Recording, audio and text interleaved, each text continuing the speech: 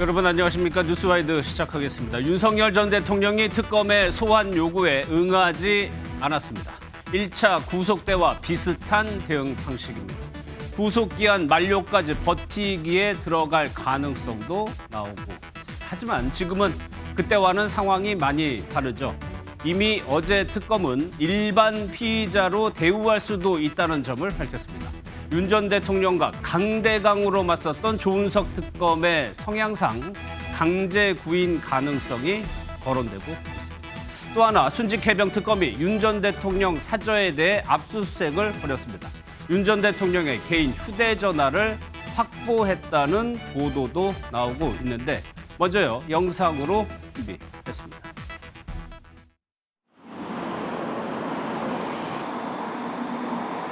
여사님도 드셨어요? 아, 네네네네네. 그 최강병 특검에서 나왔으니까 그 당연히 직권남용 그거 관련한 거고요. 특검은 어제에 이어 오늘도 직권남용 권리행사 방해 등 혐의와 관련하여 압수수색 영장을 집행하고 있습니다. 오늘은 조태용 전 국가정보원장, 임종득 의원의 주거지 등 10여 곳에 대하여 압수수색을 진행하고 있습니다. 윤석열 전 대통령의 주거지에 대하여도 압수수색 영장을 발부받아 집행에 착수했습니다. 네, 세 분과 이야기 나눠보겠습니다. 강성필 더불어민주당 부대변인, 최수영 시사평론가, 박주희 변호사 나오셨습니다. 어서 오십시오. 예.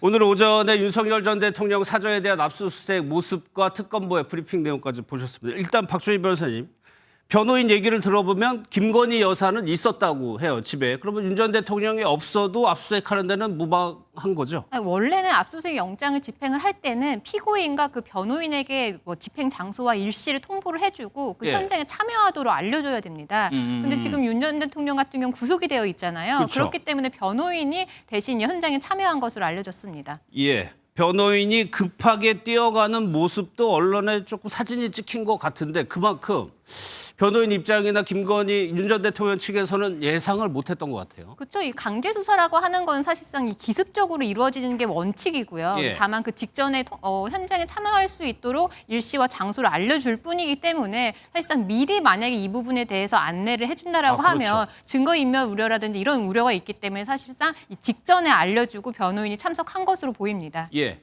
오늘 압수수색 주체는 순직해병 특검입니다. 그러니까 어제 윤석열 전 대통령 구속되고 바로 하루 지나서 사저에 대해서 특검이 사저에 대해서 압수수색한 건 처음이거든요. 네. 전격적으로 들어갔어요. 근데 사실 그 세 개의 특검 중에서 저는 개인적으로 최혜병 순직 사건 특검팀이 조금 속도감이 느리다는 걸 느꼈거든요. 아, 그랬죠. 네, 상당히 좀 늘어져 있었는데 예. 그렇기 때문에 이 압수수색의 묘미는 뭡니까? 의외성, 돌발성. 갑자기 치고 들어가가지고 싹 다 가지고 나오는 건데 예. 가장 중요한 것은 아무래도 이제 휴대폰 아니겠습니까? 예. 요즘 거의 대부분의 수사가 증거 확보를 하기 위해서는 휴대전화를 이게 압수수색을 해가지고 포렌식을 통해가지고 지워져 있거나 삭제된 정보까지 싹 다 복원을 해가지고 이 관계 속에서 어떤 지시가 있었는지 어떤 정황이 있었는지를 증명하는 것이 관건이기 때문에 예. 다행스럽게도 특검팀에서 윤석열 전 대통령의 휴대전화를 압수하는 데 성공했다고 하기 때문에 예. 저는 이제 급물살을 탈 것으로 보여집니다. 그런데 그 휴대전화에 무엇이 들어있느냐가 중요한데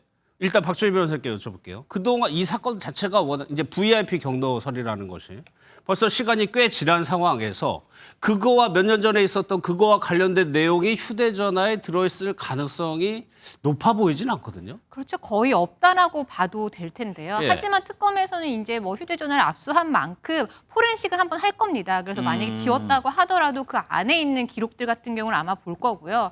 그리고 사실상 오늘 뭐 압수수색을 해도 특검에서 결정적인 증거가 나올 거라고 기대를 안 했을 가능성도 있습니다. 아, 예. 이미 다른 증거를 통해서 이런 혐의를 입증할 수 있는 부분에 대해서는 아마 확보를 해놨고 추가적으로 이런 휴대전화까지도 확보를 해서 거기에 보강할 수 있는 증거가 있는지 이 부분까지 살펴보기 위해서 아까 지금 평론가님께서 좀 속도가 늦었다라고 하는데 예. 사실상 이미 뭐 수사가 많이 진행되어 왔고 이제 마지막으로 할 수 있는 부분은 이 휴대전화까지 한번 살펴보자 그런 의미로 압수수색을 했을 가능성도 매우 높아 보입니다. 마지막 차원에서. 그러니까 최수영 평론가 네. 그동안에 윤석열 전 대통령이 이 휴대전화 가지고 논란 많았었거든요. 한번 뭐 없앤다고 얘기를 하기도 했었고. 근데 작년 10월에 교체했잖아요. 그래서 예. 작년 10월에 왜 많은 분들 기억하실 겁니다. 기자회견 때 뭐 휴대전화 얘기 나오니까 그러면 이제 내 휴대전화를 바꾸겠다. 그래서 예. 뭐 대통령도 바꾸고 이제 김 여사 거도 바꿔서 이제 그 좀 그랬죠. 못하게 하겠다고 아마 그때 작년 10월에 했으니까 1년 다 돼 가는데 그러니까 바꾼 전화기를 지금 사실상 압수수색을 해서 확보한 것 같은데 바꾼 전화기는 이미 최혜병 사건이 벌어진 지도 벌써 3년이 다 돼 가는데 이게 예. 과연 뭐 유의미한 정보가 남아 있을까? 어쨌든 근데 뭐 윤 전 대통령의 가장 핵심적인 그런 이제 증거물이니까 이제 특검이 압수한 것 같아요. 근데 지금 보면은 특검, 그러니까 내란 특검, 그 다음에 김 여사 특검, 그 다음에 이제 그 최혜병 특검이 순직 해병 특검이 있는데 이 세 특검 다 제가 보기에는 그렇습니다. 전부 입구는 김 여사로 들어가서 종착지는 윤석열 전 대통령이 될 가능성이 크다. 결국에 이 세 특검이 공이 사실은 내란 뭐 김 여사 그다음에 최혜병 이렇게 얘기하지만 예. 실제 한 묶음으로 저는 보는 게 맞는 것 같고요. 예. 그다음에 이 사실 저 최혜병 특검은 이미 공수처가 제가 알기로 80% 이상 수사를 거의 진척을 했고 증거 확보도 거의 이루어졌고 예. 관련자 진술도 확보가 된 상황이기 때문에 아마 윤 전 대통령에 대한 얘기와 함께 그다음에 김 여사 관련설은 이제 이종호 그 블랙펄 인베스트먼트 대표와 연관지어서 얘기하고 오늘 이제 김태호 전 1차장이 이제 저기 소환됐죠. 소환됐죠. 예. 제가 보기에 얼개가 거의 갖춰진 것 같고요. 2차장이었던 임종득 의원회까지 오늘 이제 의원회 간 압색이 이루어진 걸로 봐서는 제가 보기에 이제는 마무리 정점을 향해 가서 사실상 예. 이제 기소 전 단계가 아닌가 그런 생각이 들어요. 그러니까 해병 특검 같은 경우는 말씀하신 대로 기존에 수사된 게 있고 내란도 마찬가지고요. 그럼 왜 이렇게 늦나 했는데 오늘 김태호 전 차장 소환 조사했죠. 사저 압수수색했죠. 이제는 윤 전 대통령만 남은 상황으로 보여요. 일단은. 네, 맞습니다. 그러니까 이제 보통 우리 대통령같이 큰 어떤 거물을 수사를 할 때는 아래에서부터 쭉 수사해서 올라가고 시나리오를 맞춰가고 또 그와 관련된 증거들을 수집을 하고 마지막에 최종 우두머리에게는 확인할 수 있는, 확인만 받는, 그러니까 테러를 다 막아놓고 빼도 박도 못하는 어떤 증거를 제시하는 이런 과정으로 통상적으로 수사를 하고 조사를 진행하는데 예. 그런 차원에서 이제 과거에 말씀하셨던 공수처에서 수사가 많이 진행됐기 때문에 얼개는 갖춰졌다고 봅니다. 그런데 이 압수수색이라는 것이요. 막상 또 가잖아요. 예. 그러면 또 언제 어디에서 어떤 또 뭐가 나올 수 전혀 있다. 예상치 못한 것들이 나올 수가 예. 있고 사람의 기억이라는 것이 아무리 뭐 주변 정리를 한다고 하더라도 이런 것이 또 완벽할 수가 없는 것이거든요. 예. 예를 들어서 얼마 전에 뭐 물론 혐의이긴 하지만 이상민 전 해양부 장관 같은 경우도 사택을 압수수색을 했는데 뭐 명품 가방에 5만 원짜리 다발이 있다는 거 아니겠습니까? 예. 근데 그것이 그때 당시에 목적에 맞지 않기 때문에 압수수색은 되지 않았지만 어쨌든 이러한 정황들이 또 남아있을 수 있기 때문에 어쨌든 반드시 거쳐야 할 절차였다 예. 이렇게 보여집니다.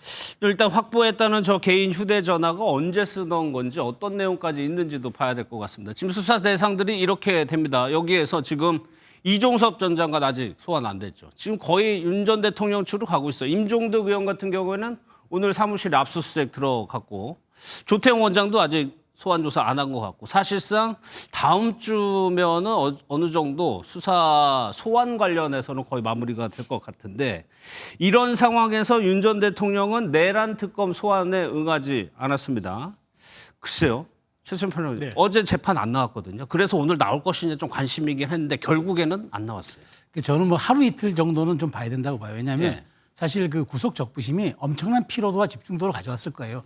내가 신병이 구속되느냐 아니냐 방어 싸움에서 아마 그 모든 에너지를 그날 다 쏟았기 때문에 예. 윤 전 대통령도 사실 이제 60대 중반입니다. 그렇기 때문에 체력 소모도 많았을 테고 또 그리고 이제 아주 그 정말 에어컨도 없는 두 평의 이제 공간 안에 이제 들어가는 순간 여러 가지 생각 그러니까 육체적 피로와 함께 정신적인 소모도 어마어마했을 거라 좀 봐요. 그래서 예. 제가 보기에 뭐 오늘까지는 저도 좀 이해를 해줄 측면은 있지 않느냐. 그런데 이제 앞으로도 계속 길어진다면은 소환에 불응한다면 그거는 전략으로 방어권 전략이고 어떤 기소에 대해 대비한 전략으로 봐야 되겠지만 다음번까지 한번 보고. 그러니까 예. 그때 안 된다면 아마 저는 이제 특검도 뭐 대책을 강구할 것 같은데 예. 지금 사실 구속된 지 이틀 만에 강제 구인한다든가 또 다른 조치를 한다는 거는 조금 더 가혹해 보여서 예. 오늘 정도 어차피 특검은 뭐 12월 말까지 수사를 할 수 있는 충분한 기간이 있기 때문에 저는 오늘 하루 이틀 정도는 더 보고 그다음에 윤 전 대통령이 그래도 계속 불응한다는 거는 이제 전략으로 봐야 되기 때문에 그때는 이제 뭐 특검도 좀 대책을 마련할 수 있지 않을까 그렇게 생각이 됩니다. 다음번까지 한 번은 보고 네. 판단을 할 수 있다.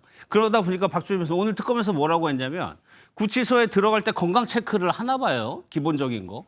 거기서 어떤 문제가 있었느냐. 그게 어떤 과정에서 그걸 한번 확인하겠다고 했거든요.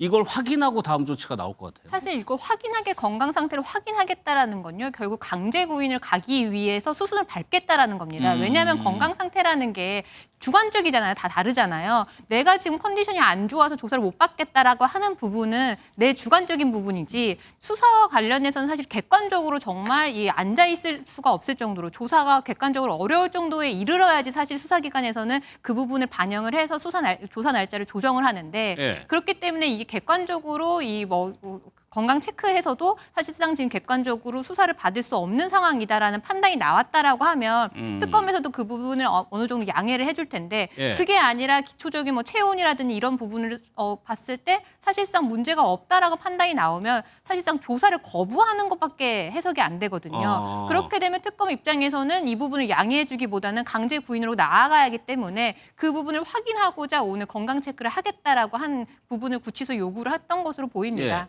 왜 그러냐면 윤 전 대통령 측에서 이제 오늘 불출석 사유에 대해서 건강상의 이유를 들었기 때문에 그거를 구치소에 일단 확인을 해보겠다는 겁니다. 특검. 그렇다면 박 professor 강제 구인이라는 것이 저희가 뭐 본 적이 없으니까 어떻게 이루어지는 겁니까? 이 강제구인이라고 하는 게 형사소송법에 법령이 정해진 건 아닙니다. 예. 이건 결국은 대법원 판례로 인정이 되는 건데요. 대법원 판례에 구속영장을 발부받아서 구속 중인 수감자가 이 수사를 거부를 할 때 이거를 조사실에 강제로 인치할 수 있다는 대법원 판례가 있습니다. 예. 그걸 토대로 이제 특검에서 이제 강제 구인을 검토하겠다라는 건데 원래는 원칙대로라고 하면은 이 피의자의 인권 때문에 뭔가 타인의 신체에 대해서 함부로 손을 대거나 물리력을 행사하는 건 금지가 되잖아요. 근데 구속영장을 발부받은 피의자이기 때문에 만약에 조사를 받으러 가지 않겠다라고 했을 때는 예. 물리적으로 행사를 할 수가 있다라는 거죠. 아, 그래요? 예를 들면 뭐 팔짱을 끼워서 강제로 끌고 간다라든지 이 정도의 물리력은 행사를 할 수 있다라는 부분이라서 만약에 윤 전 대통령이 지속적으로 조사를 거부하겠다라고 하면 예. 이 특검 입장에서는 수사관을 보내서 이 부분에서 강제로 끌고 나갈 수도 있다라는 부분이라서 예. 사실상 서로에게 모두 조금 예민한 부분일 수밖에 없습니다. 그래서 그러네요. 특검에서도 바로 강제 구인을 하지 않는 부분도 사실 건강 상태를 한번 보겠다라는 거고요. 만약에 예. 객관적으로도 정말 건강이 안 좋다라는 판단이 나왔는데 그때 강제 구인을 하면 그거는 위법 수사가 그것도 되는 문제가 될 부분이 수가 있고 그렇기 때문에 서로 좀 조심스러울 수밖에 없는 부분이고 윤 전 대통령 입장에서도 아무리 파면된 대통령이라고 하더라도 강제 구인되는 모습까지 보이고 싶지 않을 부분도 있기 때문에 예. 서로의 이제 이런 기싸움이 계속 될 것으로 보입니다. 그래서 최소한 판로 일단 그러면서 특검이 뭐라고 얘기를 했냐면 구치소로 가지는 않겠다고 그랬어요. 네. 그러니까 공수처 같은 경우는 구치소 찾아갔죠. 네, 조사하러. 그랬죠. 안 간다고 얘기를 했거든요. 그거는 방법이 남으면은 강제 구인밖에 없다는 걸로 해석이 되는 상황이잖아요. 그렇죠. 그러면 네. 뭐 물론 전직 대통령이고 하지만 강제로 구인한다. 글쎄요. 이건 조금 보기 좋은 모습은 아닐 거예요. 저는 그래서 윤 전 대통령이 이제 방어권 차원에서라도 저는 재판에 나가는 게 맞다고 봐요. 왜냐하면 안 나가면은 만일 그 거부권을 행사하더라도 검찰이 그동안 그러니까 특검이 그동안 확보한 증거로 기소할 것 아니겠습니까? 예. 근데 사실은 윤 전 대통령만 진술을 거부하고 주요 종사자들은 똑같이 일관된 진술을 했다. 그럼 증거로 채택이 되고 법원도 재판부도 유죄 쪽으로 가겠죠. 그런데 예. 대통령이 여기에 대해서 차라리 실체적 진실을 밝히는데 오히려 내가 이것이 아니라고 얘기했던 지난번 헌법재판소에서 따박따박 대통령이 조목조목 반박했던 그런 식으로 가는 게 맞지. 이렇게 말하자면은 저는 여론전을 생각할 수도 있다고 봐요. 그러니까 이를테면 법률적으로 지더라도 정치적으로 내가 내 지지층과 함께 가겠다는 생각으로 내가 강제 구인하는 모습, 구인당하는 모습 보여주면은 여전히 예, 그런 것들에 대한 어떤 그 생각이 있을 수도 있다고 보지만 예. 저는 이 내란 특검은 지난번 그러니까 현직 대통령의 신분과는 달리 이제는 전직이고 그래서 특검도 일반 피의자라고 지금 예고하고 있지 않습니까? 예. 그렇다면은 그렇게까지 강대강으로 부딪히는 모습이 과연 우리 국격에도 맞느냐라는 생각을 해야 될 것 같고 저는 윤석열 대통령 측의 변호인단들도 이 부분을 윤 전 대통령에게 설득해서 예. 저는 이제 두세 번은 한두 번은 모르겠지만 저는 나가는 게 맞지 장기적으로도 이거는 유리한 전략이 아니라고 봅니다. 그러니까 여론전으로 간다고 하더라도 아주 열성 지지자를 제외하고는 이것이 과연 설득력이 있을까 싶은 게 탄핵 심판에는 그렇게 열심히 나왔지만 수사와 관련한 거에 대해서는 앞서서 다 거부했었거든요. 그런 이미지가 남아 있습니다. 지금 현재 윤석열 전 대통령은요 얻을 게 없습니다. 잃을 것도 없고 그렇기 때문에 특검 수사에 협조적으로 나오지 않을 것으로 강력하게 예상이 되는 것이고 예. 아마도 이제 특검팀에서 구치소 방문 계획이 없다라고 하는 것은 조국혁신당 박은정 의원이 그러더라고요. 저는 체포영장 발부해야 된다고 하더라고요. 강제 구인도 가능하겠지만 예. 체포영장을 발부하는 방법도 있다고 하더라고요. 아예 체포영장을 네. 발부하는 방법. 체포영장을 발부해가지고 수사를 받는 경우도 있고 또 전직 대통령에 대한 예우라는 게 있습니다. 우리 사회에. 그렇죠. 그런데 그거는 좋은 일, 기분 좋은 일일 때 예우를 하는 것이지 예. 지금 현재 범죄자 혐의를 받고 있어가지고 구속된 사람에게 우리가 전직 대통령으로서 예우를 갖춰야 되나? 그리고 이마저도 윤석열 전 대통령이 본인 발로 뻥 차버린 게 뭐냐면 구속 전 피의자 신문 마치고 나오는 이 법원 나오는 길에 카메라를 뻔히 비치고 있는 걸 알면서 한쪽 주머니에 손을 넣고 있더라고요. 예. 이게 말이 됩니까? 온 국민들이 보고 있는데 그러면 상투적으로라도 형식적으로라도 마음에 없다고 하더라도 무리를 이렇게 죄송하다. 성실하게 뭐 조사라든가 절차에 협조하겠다. 예. 그리고 정 본인이 억울하면은 진실은 밝혀질 것이다. 뭐 이 정도 얘기하는 거는 좋지만 주머니에 손 넣고 지금 나오는 게 말이 됩니까? 국민들이 보고 있는데 전직 대통령으로서 나라를 이렇게 만들어 놓고 그래서 저는 윤석열 전 대통령에게 특별히 불이익을 줄 필요도 없습니다. 예. 하지만 특혜를 줘서는 안 되는 겁니다. 근데 지금까지도 벌써 특혜가 있는 것 같아요. 왜? 구속 전 이제 피의자 신문 끝나고 나서 대기하잖아요. 그때도 보통 사람들은요 사동에 들어가 있습니다. 그래가지고 영장이 발부되면 그대로 자는 것이고 기각되면 나오는 건데 이분은 밖에 있었다는 것이고 다음날 신체 검사 바로 해야 되는 절차가 있는데 신체 검사 안 받고 변호사 접견했다는 거 아니겠어요? 근데 변호사들하고 접견하는 그 접견장에는 에어컨이 있다고 하더라고요. 그래서 그거 그냥 일부 보도인 거죠? 아니 진짜로 실제로 제가 다녀오신 분들한테 물어봤는데 변호사하고 접견하는 곳, 예. 접견장은 들은 얘기인 거죠? 에어컨이 예. 있다고 하더라고요. 그래서 이런 것들은 정말 명백하게 예. 특혜 오해가 있을 수 있기 때문에 예. 저는 윤석열 전 대통령이 이제는 예. 정말로 어떤 정해진 절차에 대해서 알겠어요. 네. 특혜 오해. 네. 거기에 박 변호사님이 왜 고개를 좀 흔드셨어요? 아, 이게 변호인과 그 접견하는 실 같은 경우는 구치소마다 좀 다릅니다. 예. 그래서 어떤 경우는 에어컨이 있는 데도 있고요. 근데 서울구치소 같은 경우는 변호인 접견실에 사실 에어컨이 없거든요. 없어요? 근데 접견실에도? 다만 이제 접견을 할 수 있다라는 거는 피고인 입장, 그러니까 구금된 사람 입장에서는 독방에 있는 것보다는 변호인이랑 있을 때는 사실은 거기에 있는 규정자들이 사실은 이거 지켜보지 않거든요. 변호인 접견은 보호가 되기 때문에 예. 사실상 그렇기 때문에 이제 수감자 입장에서는 좀 편한 부분이 있어서 변호인 접견을 하는데 변호인 접견실은 사실 실의 그런 뭐 상황이라든지 그런 부분은 사실 구치소와 조금 달라서 일반화하기는 조금 어렵습니다. 알겠습니다. 이제 내란 특검이 이제 윤 전 대통령을 만약 소환을 하게 되면은 이제 외환죄, 그러니까 무인기 사건을 얘기하는 겁니다. 이거를 집중적으로 조사할 거라는 관측이 나오죠. 그런데 이것도 김건희 여사와 관련돼 있는 거 아니냐는 의혹이 있습니다. 일단 과거 2004년 7월 영상부터 한번 보겠습니다. 명품백 줬을 때 네. 그때 당시 그 옆에 문고리 3인방이라는 표현을 하셨는데 유경옥 씨 그때 그 사무실 안에 다 있었고 명품백 받은 거에 대해서는 어떻게 했습니까? 명품백을 받을 때는 유비서, 정비서만 있었습니다. 두 비서만 있었고요. 예. 그 두 비서가 일하는 공간이 거기 다 있었습니까? 네, 같이 여사하고 같이. 아직까지 뭐 김 여사 관련한 의혹과 무인기의 인과관계 뭐 이런 게 나온 건 아닙니다. 일단 시기가 좀 이상하다는 건데 당시에 그러니까 무인기가 평양에 떴을 때 10월에서 11월 사이에 우리나라에서 유독 김건희 여사와 관련된 의혹이나 이런 보도들이 많았다는 점이에요. 그러니까 외환죄라는 게 좀 생소하고 뭐 거의 적용된 적이 없는 상황에서 내란 특검이 이런 상황까지도 한번 보는 것 같습니다. 일단은.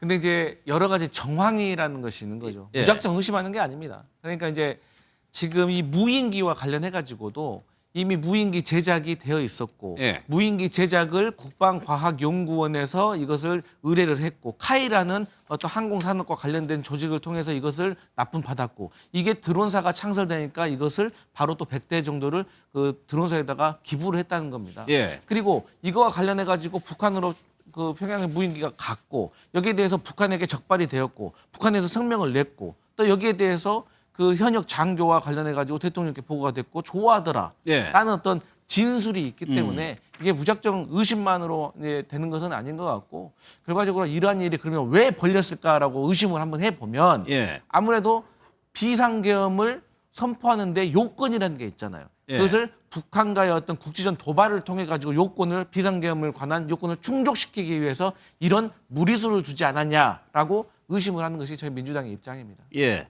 김봉식 전 청장의 얘기를 보면 계엄 선포 이후로 개인적인 가정사를 언급을 했다라는 것 때문에 좀 그런 또 의혹이 퍼질 수도 있는 것 같은데 일단 박준희 변호사님 이것이 뭐 이런 이유로 보냈다라고 이제 윤 전 대통령과 김 여사의 어떤 연관성을 찾아야 되는 거잖아요. 혐의라는 거는. 그럼 뭐가 필요한 겁니까? 사실 이 부분이 법리적으로 입증하는 게 쉽지는 않을 것 같습니다. 예. 왜냐하면 이렇게 무인기를 보내는 게 사실은 윤 전 대통령의 내심의 의사가 지금 문제라는 거잖아요. 이런 예. 개인적인 이유로 보냈다라는 걸. 그럼 결국에는 이 부분에 대해서 외환유치죄 같은 경우를 적용을 하기 위해서는 그 내심의 의사를 사실은 증거로 밝혀야 되는데 그 내심의 의사를 어떻게 밝히겠느냐가 관건이죠. 근데 본인은 이런 이유로 내가 지금 무인기를 날려야겠다라는 거를 외부에다가 막 얘기를 하거나 누군가에게 지시를 할 때 이런 이유 때문에 날려야 된다라는 부분을 했으면 그 자체로 입증이 될 텐데 그게 과연 있겠느냐라는 부분인 거고 지금 뭐 녹취록 같은 경우가 있는데 그 부분에 대해서도 윤 전 대통령 측에서는 뭐라고 반박을 할 수가 있냐면 예. 그 군인의 개인적인 그냥 의견이었다 이렇게 반박을 할 수도 있는 부분이거든요. VIP가 좋아했다더라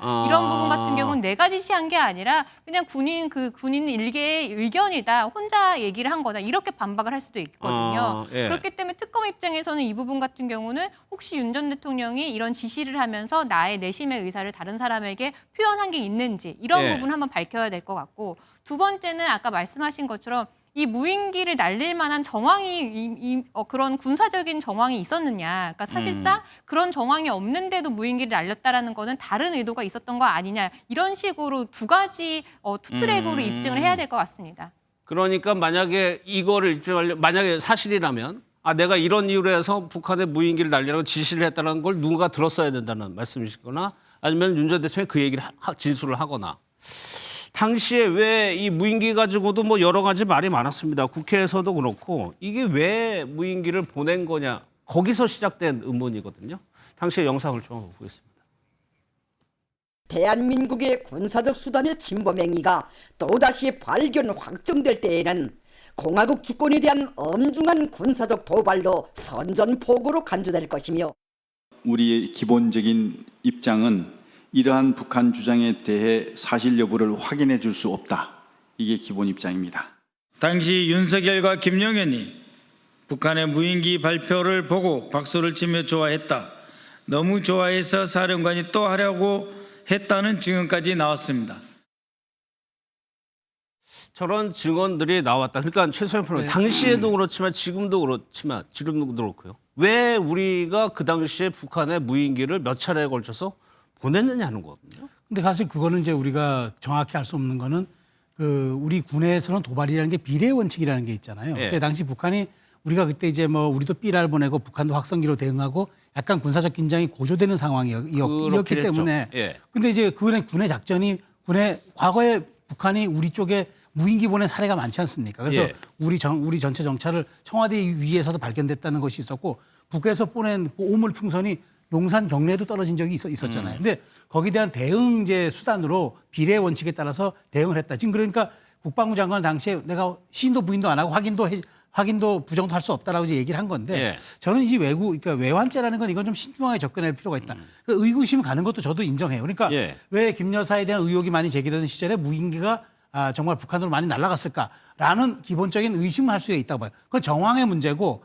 주관적 의심에 대한 문제지 이걸 법리적으로 입증하는 건 또 다른 문제라고 저는 생각을 하는 건데 예. 왜냐하면은 자 그러면 이게 날아갔을 때 결국에는 이제 북한도 대응을 하지 않았습니까? 그런데 이것만 가지고 그러니까 우리가 말하자면은 우리가 이제 외환 유치죄가 어떻게 됩니까? 외국과 통모해야 하잖아요.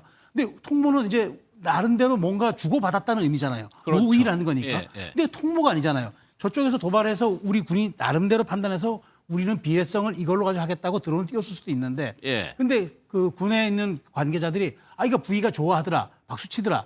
좋아했다는 그 주관적 감정을 과연 이것이 그 북한에 대한 도발 이것으로 과연 간주할 수가 있겠느냐. 그리고 북한은 외국이 아닙니다. 우리는 외국으로 규정하고 않습니다. 그렇기 때문에 북한에서 내려온 사람들에 대해서 우리가 우리 국민으로 간주하는 겁니다. 예. 그렇기 때문에 의심을 하는 것과 이것을 법리적으로 입증하는 것은 좀 또 다른 문제다. 그래서 너무 이게 예. 김 여사와 연관됐다라고 이렇게 특검이 자꾸 브리핑하는 게 예. 저는 약간 의도된 바가 있지 않을까. 오히려 여론을 좀 유리하게 이끌어가려고 이런 건 아닌가라는 자꾸 의심이 들어요. 예. 아무튼 그 외환죄 얘기가 이제 특검 주변에서 이제 계속적으로 나오고 뭐 할 얘기 있어요? 아 근데 예.